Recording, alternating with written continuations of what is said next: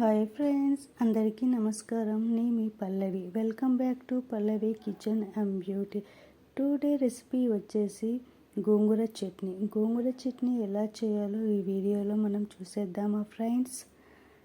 Please ఈ video first నుంచి end వరకు చూడండి, నన్ను సపోర్ట్ చేయండి. ముందు మనం ప్యాన్ పెట్టుకొని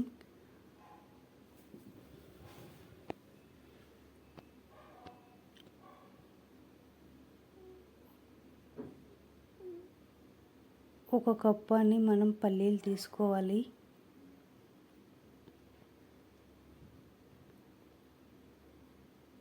please like and share and subscribe చేయడం మర్చిపోవద్దండి. మీ సపోర్ట్ నాకు ఎంతో అవసరం అండి. ఈ పల్లీలు మనం మంచిగా దోరగా వేపుకోవాలి. ఈ విధంగా ఫ్రై చేసుకున్న పల్లీలని మిక్సీ జార్లో తీసుకుందాం. ఈ విధంగా పౌడర్ చేసుకుందాం ఫ్రెండ్స్. బట్ మెత్తగా కాదు, బరకగా అనేది చేసుకోవాలి పల్లీల పొడి. మరొక ప్యాన్ పెట్టుకొని మనం ఒక స్పూన్ అంత ఆయిల్ వేసుకొని ఒక కప్ అంతా మిర్చి వేసుకోవాలి ఫ్రెండ్స్. ఈ మిర్చి చాలా కారం ఉన్నాయి, మీ టేస్ట్కి తగ్గట్టు మీరు వేసుకోండి. హాఫ్ స్పూన్ అంత జీలకర్ర వేసుకోవాలి.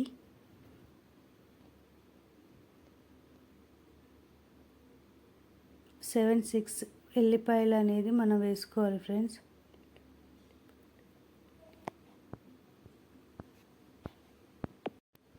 ఈ విధంగా మనం మిర్చి అనేది ఫ్రై చేసుకోవాలి.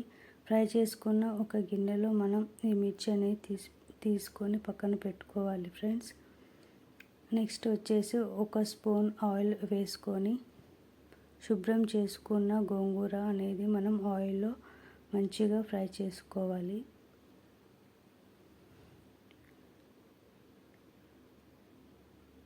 మంచిగా ఫ్రై చేసుకున్న గోంగూర సాఫ్ట్గా కుక్ అవ్వాలి.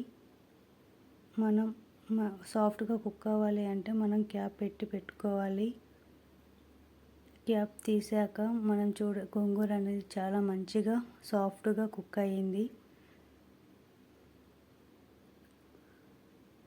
మిక్సీ జార్లో మనం మిర్చి ఫ్రై చేసుకున్న ఎల్లిపాయలు, జీలకర్ర మిక్స్ చేసుకోవాలి. ఒక హాఫ్ స్పూన్ అంతా సాల్ట్ వేసుకొని ఈ విధానంగా మనం మిక్స్ చేసుకోవాలి. గోంగూర కూడా మనం మిక్స్ చేసుకుంటున్నాం ఈ పచ్చిమిర్చిలో. మిక్స్ చేసుకున్న గోంగూర చట్నీలో మనం పల్లీల పొడి అనేది వేస్తున్నాం ఫ్రెండ్స్. ఈ పల్లీల పొడి మంచిగా మిక్స్ అయ్యేలాగా గోంగూరలో మిక్స్ చేసుకోవాలి. ఈ విధంగా చూడండి. మనం మరొక బాండీ ఆయిల్ వేసుకొని ఒక స్పూన్ మనం మినపప్పు వేసుకోవాలి. ఈ ఆయిల్లో మంచిగా కలర్ వచ్చేలాగా మనం ఇది ఫ్రై చేసుకోవాలి. అదే ఆయిల్లో 1.5 స్పూన్ జీలకర్ర, ఆవాలు మనం వేసుకున్నాం ఆయిల్లో.